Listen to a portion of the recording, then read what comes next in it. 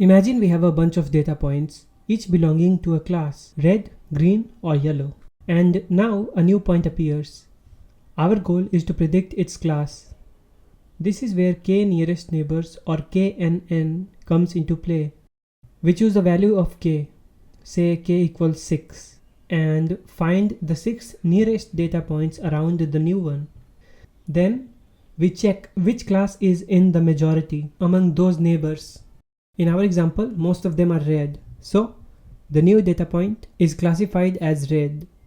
It's that simple, no complex training, just distances and majority vote. This was a basic 2D example, but the same idea works even in higher dimensions like 3D and beyond.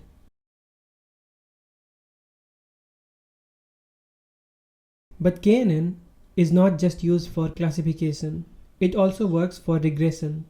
Imagine we have a set of points on an xy plane, and we want to predict a y value for a given x.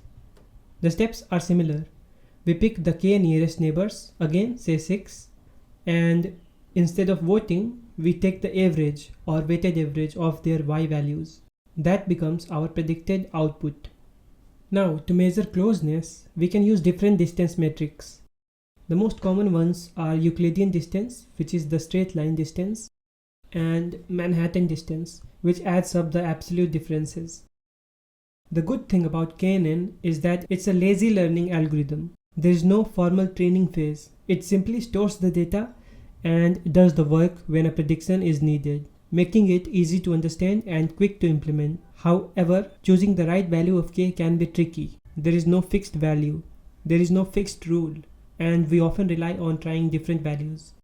KNN also suffers from the curse of dimensionality, which means as the number of dimensions increases, the concept of distance becomes less meaningful, and it can get inefficient with larger datasets due to slow prediction and high memory uses.